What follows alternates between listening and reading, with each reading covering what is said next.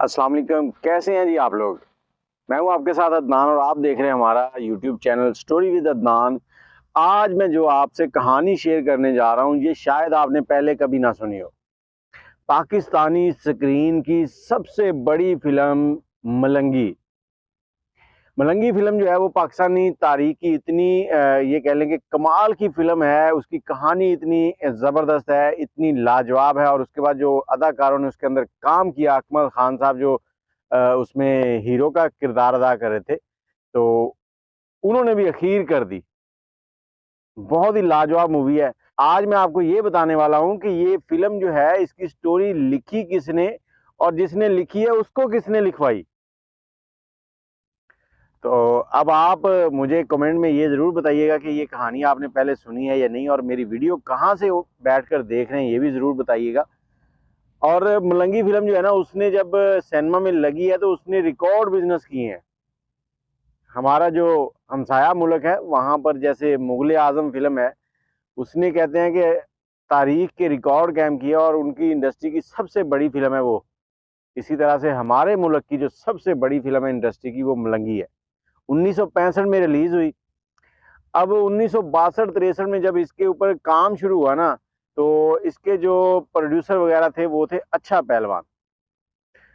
تو انہوں نے جب اس فلم کو بنانے کا سوچا تو اس میں انہوں نے ہیرو لینا تھا اکمل خان صاحب کو۔ اب ملنگی جو ہے نا وہ ایک ریئل ہیرو، اصلی ہیرو گزرا ہے پاکستانی تاریخ کا، جس نے انگریزوں کی بنیادیں ہلا دی تھی۔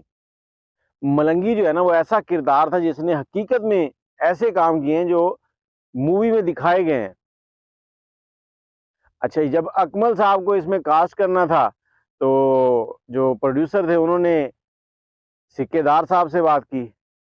اب سکے دار صاحب جو ہیں وہ سکے دار صاحب کی بھی پہلی تھی جبرو فلم کی سٹوری وہی لکھ چکے تھے۔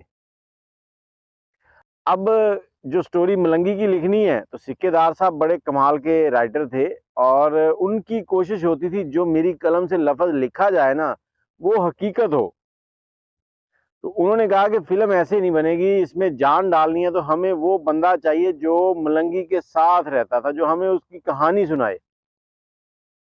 تو انہوں نے اس کی کھوج لگانی شروع کر دی۔ اب کھوج لگانے لگے تو پتا چلا کہ رنالا خرد میں ایک ٹانگے والا ہے کوچوان، جو کہ ملنگی کے ساتھ رہتا تھا، اس کی مطلب کہیں آنا جانا اسی کا ٹانگا استعمال ہوتا تھا۔ اب سکےدار صاحب پہنچ گئے وہاں پہ۔ سکےدار صاحب کی جو کہانی ہے کہ وہ سکےدار کیسے بنے وہ بھی آپ کو ڈسکرپشن میں مل جائے گی، یا اوپر آئی کارڈ میں لنک آ جائے گا، تو وہ آپ ضرور دیکھ لیجئے گا۔ اب اس بندے کے پاس پہنچے تو وہ کوچوان جو تھا نا، اس نے پہلے تو ڈرتے ہوئے بتایا ہی نہیں کچھ۔ ماکھا کوچوان شاید اس کا نام تھا۔ سکےدار صاحب نے اپنا تعارف کروایا، ساری بات چیت بتائی، اور اس کو اعتماد میں لیا کہ آپ کا نام کہیں نہیں آئے گا، یہ سیگا راز میں رہے گا، یہ میں سٹوری لکھ رہا ہوں تو میں چاہتا ہوں کہ ملنگی جو ہے نا وہ اسی طرح سے دکھایا جائے جس طرح سے ملنگی تھا۔ تو پھر اس کوچوان نے وہ ساری سٹوری سنائی، کیونکہ کوچوان جو تھا نا ملنگی کا سب سے اعتماد والا بندہ تھا۔ جب انہوں نے کہیں آنا جانا ہوتا تھا تو اسی کوچوان کا ٹانگا استعمال کرتے تھے، کیونکہ اس وقت انگریز سرکار جو تھی نا، وہ جو بندے مخبری کرتے تھے ان کو انعام بہت دیتی تھی، پیسہ دیتی تھی، تو لوگ مخبری کر دیتے تھے پیسے کے لالچ میں۔ اب یہ کوچوان جو تھا نا یہ ایسا نہیں تھا، اس نے کبھی مخبری کا سوچا ہی نہیں تھا، اور ملنگی کا ساتھ دیا، ملنگی کے ساتھ تھی، ملنگی کہیں بھی آنا جانا ہوتا تھا اسی کوچوان کا ٹانگا استعمال کرتے تھے۔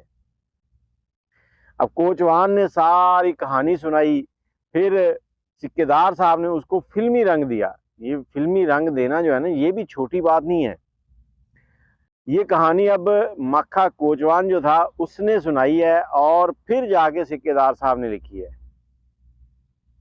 کہانیاں جو فلمیں سپر ہٹ جاتی ہیں نا، وہ جب رائٹر ان کو لکھنے لگتا ہے تو یہ نہیں ہوتا کہ وہ اپنے دماغ سے سٹوری سوچے جا رہا ہے اور لکھے جا رہا ہے، نہیں، اس کے پیچھے تحقیق کی جاتی ہے، لوگوں سے ملا جاتا ہے،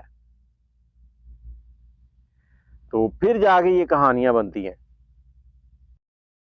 تو ملنگی فلم یوٹیوب کے اوپر پڑی ہے، اور آپ لوگوں کو چاہیے کہ ایک بار اس کو ضرور دیکھیں۔ آپ کو میں کہتا ہوں کہ ایک ایسی تاریخ ملے گی اس میں کہ آپ حیران رہ جائیں گے، بڑی معلومات ہیں، اور ملنگی نے جو کردار ادا کیا ہے نا وہ بہت ہی کمال کا ہے۔ آج کی جانکاری آپ کو کیسی لگی؟ اچھی لگی ہو تو لائک بھی کر دیں، کمنٹ بھی کر دیں، شیئر بھی کر دیں۔ مجھے اجازت دیں، دعاؤں میں یاد رکھیے گا۔ اللہ حافظ۔